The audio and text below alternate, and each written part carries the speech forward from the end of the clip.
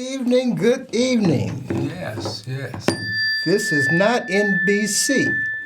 This is CAN TV, Channel 21.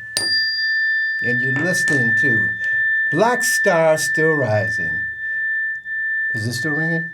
And I am your host, Yes. Stephen, Black Butterfly, Silver Carter. Welcome, welcome, welcome. Before I go any further, I got a tremendous guest you probably recognize. I'm going to introduce him a little later.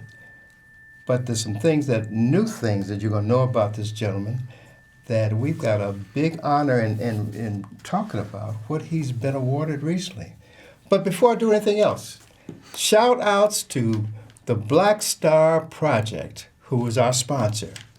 And I have to always shout out to the sponsor, the founder of the Black Star Project, and that's Philip Jackson, who has been the inspiration for all the programs that are coming under the Black Star Project now, and passing the torch to Gloria Smith, who's the executive director now of the Black Star Project. One I want to introduce today, but also, before we go any further, we've got to do a shout out to Mr. Darius Hillman, the executive director here at CAN TV, for all that he's done to make these things possible for people like me, like us, like the Black Star Project, to get to the community for things that are important, that are impacting the community. And we're going to talk about one thing that's impacting the community and has impacted our guest for the last year or so. Yeah. And we're going to talk about that in just a moment. I want to shout out also to our studio producer. Today is Imani Payne. She's by herself today. She's holding, wave Imani. Hey, See Imani, it's a nice wave for us. And she's holding down the fort by herself today. But we're going to shout out to her partner, and that's Rocio Santos, who's not with us today, but she's here with us in spirit. Last but not least, I got to shout out to my associate producer, who was also the guest tonight, and that's Doc Mike Washington, and also the other associate producer, and that's Ellis Taylor. Welcome again to the Black Star Still Rising. Yeah. Now, you've seen this gentleman before. He doesn't have his white smock on. He scared people when he came out with a white smock, and that makes people, their blood pressure goes up. But you're the kind of calming influence on folks. And we're going to calm some folks up today because we're going to talk about, first of all, Dr. Mike Washington, PharmD, has just received a certificate, an award, from the Dementia Dignified Academy and the Ending Disease Counseling Program. Yes. And this certificate of recognition, can I read this, please? I want to read it for our audience, Go okay? ahead. Go ahead. You're not going to be modest about this. I want to read this out. Certificate of recognition to Dr. Michael E. Washington in recognition of their exceptional dedication and commitment to compassionately caring for an individual living with dementia, walking alongside them on every step of the journey. And as this is signed by Jeanette Jordan, the Dementia Dignified Academy, and Michelle Mason, Ending Disease Consulting. And they use this very special quote: "Others have seen what is and ask why. I have seen what could be and ask why not." And that's Pablo Picasso, but that can be attributed to you. My brother, welcome again here today. Hey, it's my pleasure. My pleasure being back on the show, man. I just want to give the Dementia Dignified Academy. They had a wonderful event. That was on the 17th, and I was one of the honorees. I think everybody that cares for people should be honored.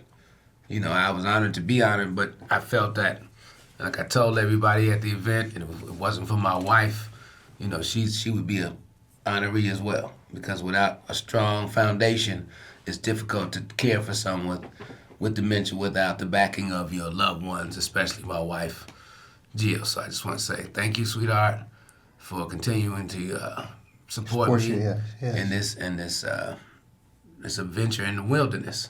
You're That's honored. where you are.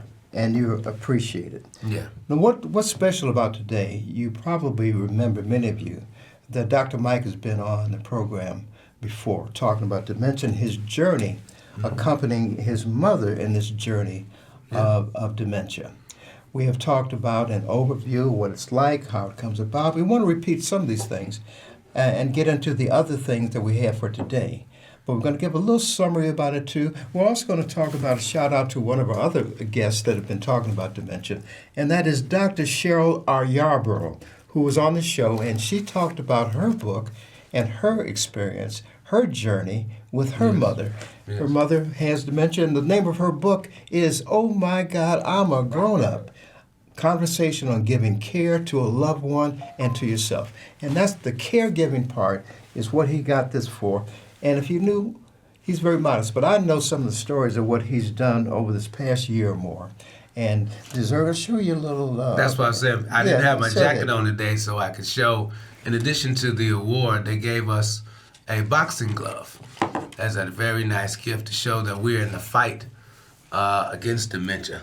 Fight. So I thought that was pretty poignant, and that's what it is. It's a fight against dementia because you have to fight all day. It's all day, every day, and you have to navigate the wilderness of what you're going through in your loved one. So. Well, you're in the war. You're in the battle. There are battles with dementia that we'll talk about a little bit too. Sure. But I hope that we can talk about dementia like they used to talk about polio, the March of Dimes. Yes. That was a war. And that war was eventually won. The battles were fought, the war was won, and polio was down to a minimum now, Yes. almost eradicated completely. But that was a major illness back in the day. I want to give you a little certificate before we get into some of the things. Okay. Very simple certificate that people aren't aware of. I think I have this directly. 1 in 9 Americans over 65 or older have experienced dementia. That's a 1 in 9 people, people over 65 have experienced dementia. You folks at the Kroc Center, you folks at the Atlas Center, Yes. count 1, 2, 3, 4, 5, 6, 7. You got dementia because you're one of the 9 people here. It's in our families, we know about it, but many of us don't know how that road, that path has to be taken. Well, as you and the things mentioned, that like you I do. said, a lot of people, as we go back and look at some of the other previous shows, we talked about dementia. And a lot of times people think dementia and Alzheimer's is the same thing. But it's not. But it's not. Dementia is the umbrella, and the different types of dementia, vascular dementia, which my mom has, Alzheimer's, Lewy body, frontal lobal, and you can have a mixture of those 4. So those all fall under the category of dementias. If I had cancer, you would say what? What type of cancer? Right. So that's the same thing if someone says that dementia, then you want to ask them what type of dementia do you have? So it's a very serious disease, and they're doing a lot of research trying to improve, but the medications that currently exist, they don't cure the disease. They try to help slow it down. And let me make this point too, and you'll say the same thing. We're not claiming to be experts. We are people, you more than me, are doing research because we have a practical reason to know all we can about dementia because it has affected you. Oh, I'm dealing with this in real time, not in addition to my mother having vascular dementia. My mother-in-law has Alzheimer's dementia. You're getting at every level. Well, it's good because, those are things that I can prevent, hopefully help them deal with it and prevent our next generation from having that. Hopefully there will be a cure by that time. And we're also going to be talking about what a caregiver needs because, and that's what Dr. Yarborough talked about too. Yes. What the caregivers have to have in order to keep going and to keep going to take care of that loved one. Yeah, well, it's the thing about being a caregiver, and people don't realize the toll that it truly takes on you emotionally, spiritually, financially, and all aspects of your life. It's like when you get engaged to somebody and then you marry them. When you're dealing in caregiving for, in this particular case, my mom, it's like I'm engaged with her and dementia. And people don't really understand that the root word for dementia comes from the Latin term demonic. Mm-hmm. Now, I'm not claiming that it's being But that's possessed or anything. what they thought about as a demon in you. Right, Okay. something, but then we know that that's actually not demonic. It's just a lack of nutrients that the brain needs. Because dementia in itself is not just a byproduct of getting older. It's a lack of nutrients that the brain needs. Your B vitamins, folic acid, fish oils, omega-3, omega-6, and well as antioxidants. Let me just stop you just for a second, Doc. Mm-hmm.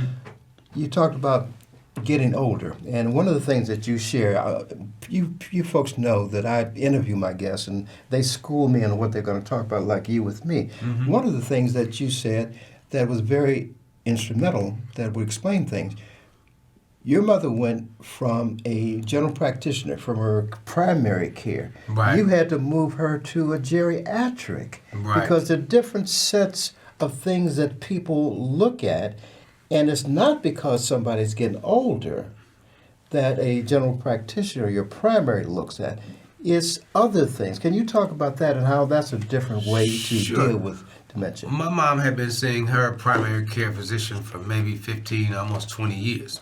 But when she fell, we went to see him, his attitude was more of, well, your mom is getting older and these things can happen, and that's just the nature of Yes.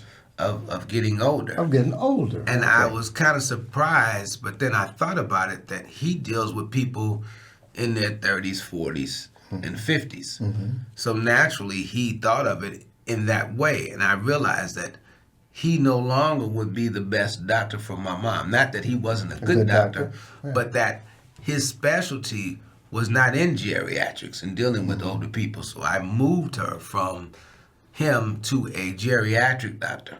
Did it help that you are a insider in the way, because you are a pharmacist MD? That helped you in communicating more effectively and quickly. Oh, of course. I mean, that the insight that I have as a pharmacist allows me to communicate with other healthcare professionals in short order. Okay. You know, You we go right call to- we call it shop talk. I could cut to the chase. Huh? Yeah, I'm like, okay, we're gonna move my mom from you to. I notified him later. I had to find the doctor first, but I was recommended a good the South Shore Senior Care Center over on 71st. I was recommended highly by them and Dr. Poloski and Katrina. I want to thank you all very much. Been instrumental in my mom's care, as well as Dr. Mastarani. This is for station identification, right? Just like NBC, right? But Right. it's not NBC. It's KNTV Channel 21. You're welcome here today. It's going to be more good shows like this. But I want to shout out and say, for further information for what Dr. Mike is talking about, you can call me at my number, 312-662-3106. Yeah. Can you repeat it for us? 312? 312 662? 662 31? 31. You see those people who's having trouble hearing back? Wait a minute. Come on now. That's right. Get your that's pen right. out. Okay. Write down. You're going to be taking some notes and some things What's in that a number? minute. 312? 312-662. 662 No. 312-662. 31. 31 06. 06. I got that. Give Now, them a email call. blackbutterfly1940@gmail.com. And you probably noticed at 1940. Folks, Oh, here we go. I gotta give you shout I out. got a shout out. Yesterday I'm an octogenarian. I made 4 years on November 25th, born in 1940. So if you see some significance there, other people said I got a shout out to myself today. I'm doing that today. All right. But we're going to go through a number of things, and we're going to try to go through some things relatively quickly because there's so much. But you're going to get some.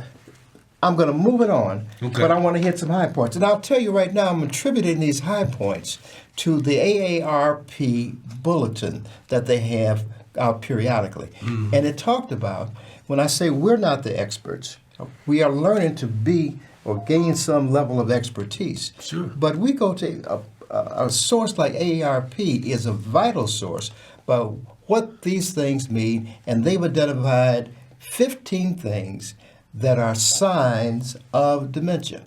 And Dr. Mike, you can put your hand up if you want to jump into one of the particular things that we're talking about. The first thing, short-term memory loss. Short-term memory loss. Most people who are affected with Alzheimer's is the loss of their short-term memory. Now, What do you surprisingly, what do you mean by that, short-term? the short-term memory, the day, the time, what day it is, what month it is, those things that we just take for granted every day.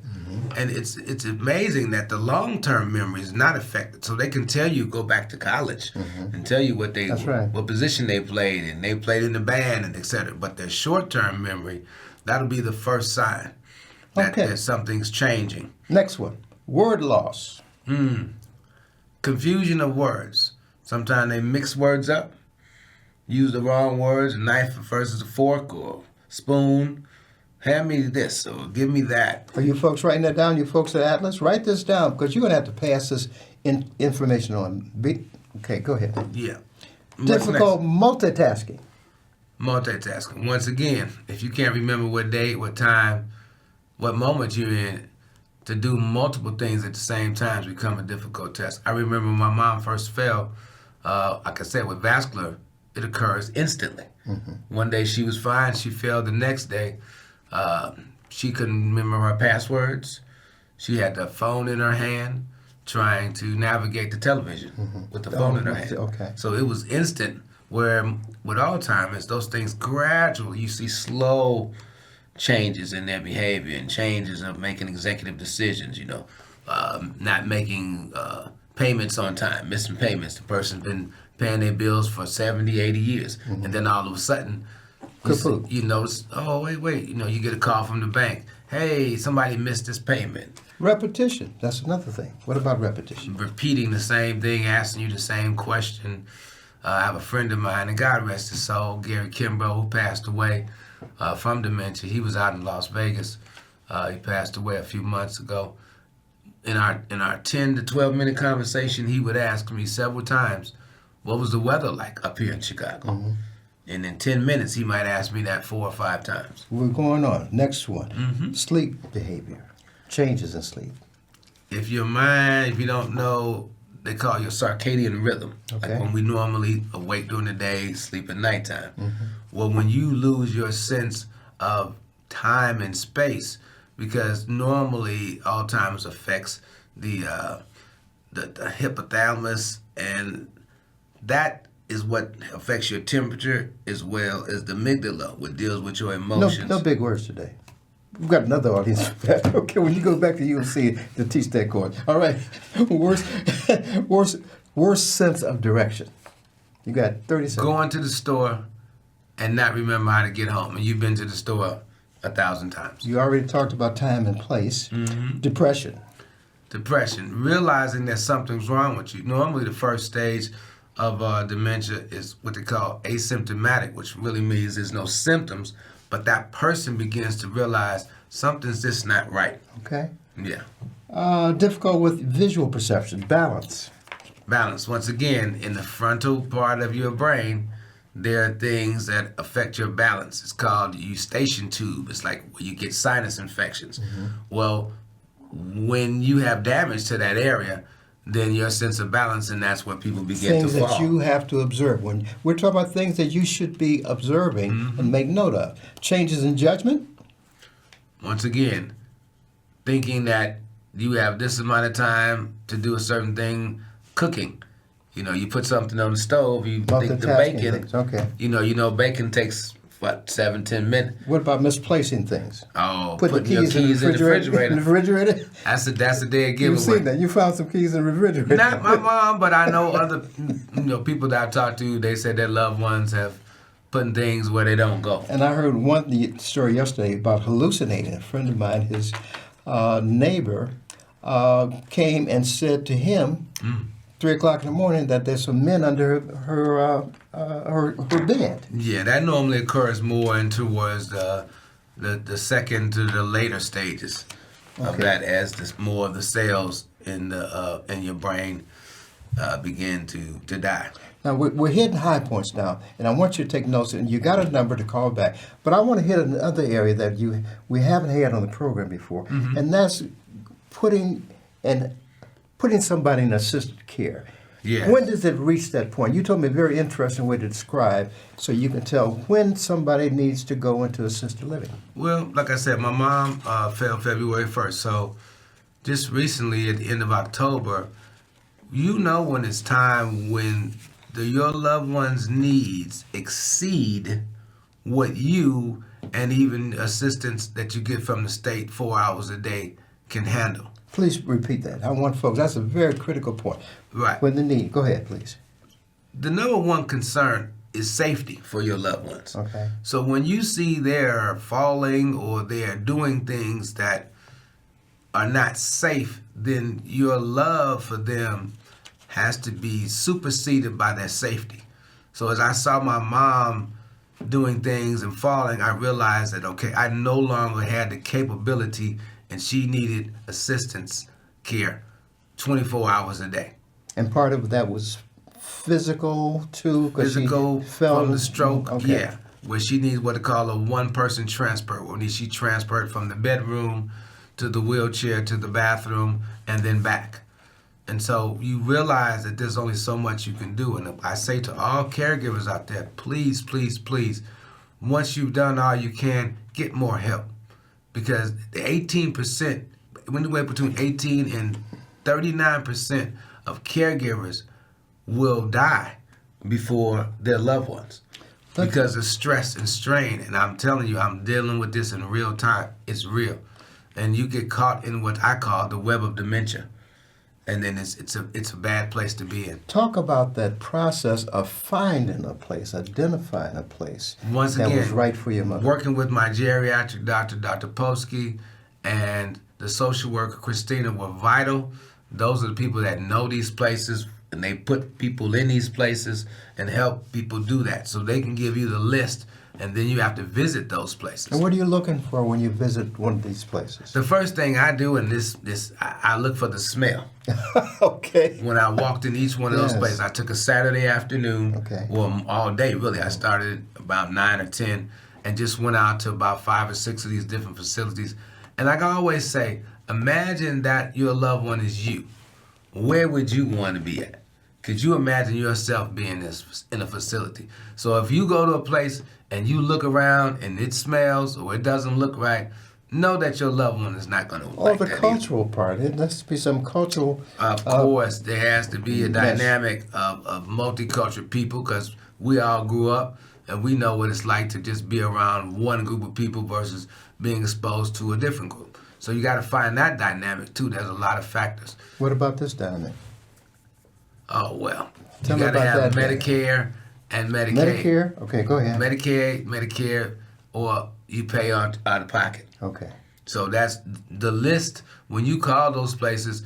And also when you call, please be sure to not just let them look at the chart of your loved ones, but have your loved ones talk with them because these are the people who are going to allow you to get in that place or not. So don't let them look at the chart. Be sure you talk to them and tell them what your loved one needs as well as let them talk to them. And then at that point, they'll come out and do a physical evaluation and determine the need that the person you care for needs. And then you might be on a waiting list for a while, but start early with that. Don't wait until the last minute. Start early and doing that research. What are some of the costs? Can you give a little breakdown? I know you're not an expert on that. No, the average cost for assisted living in the state of Illinois is $4,700 plus a month. $4,000 plus a month. Yeah. And that doesn't come out of the clear blue sky. No, you have to have Medicare. Of course, that's for all people who are 65 or older, and then you get Medicaid through the state. And so if you make too much money, then you can't always apply for that. So then you have to work the system and get that done. And start early. Got to do that research. Yeah. And don't forget, the holidays are coming up. It's okay to grieve. Leave a spot for your loved one at the table. And also, for men, it's okay to cry.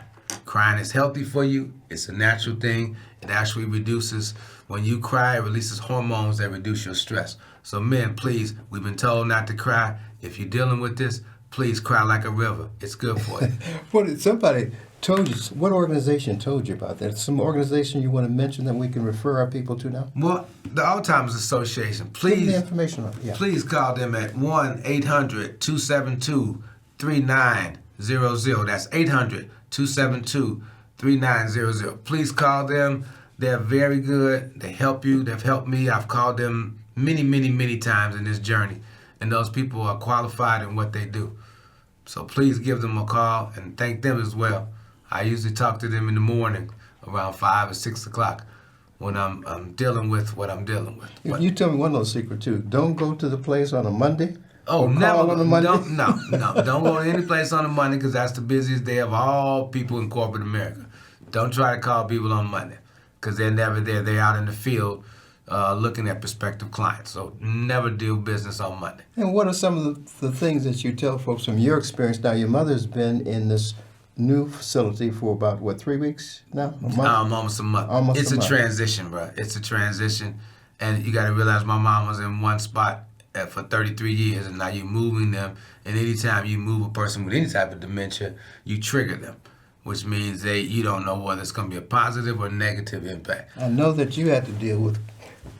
And show I'm up. about to cry a few times too. Your mother said some things to you that you knew it wasn't her speaking. The verbal, visceral vomit that dementia takes over a person, it's almost unbearable. But you got to realize that that's not the person. That's not the person. That's not my mom. That's dementia talking, and dementia's very nasty, very nasty. I want to remind you, this is not NBC. This is CAN TV. This is CAN TV, led by Mr. Darius Hillman and put together by our great studio producers. That's Imani Payne today. Hold on. What did Philip Jackson say? Learn. No, educate. Educate. Or what? Die. Okay. So shout out again to Glory. Keep it going. Keep the programs going. Let's Call me. go. We got some information. 312-662-3106. We got information we want to give you and programs that are happening. This weekend we have something at the Black Star. If you call me, Call them. I will give you that information. Look for something coming up also. Oh boy, I left it at that place. My goodness, I'll talk about it next week. Okay. But that'll be at the Africa International House, a seniors program that they're having at the Africa International House. Thank you for being with us today. Mike, again. Nothing but love. Y'all have a great holiday. Get your Kwanzaa candles ready. Get Kwanzaa. Let's go.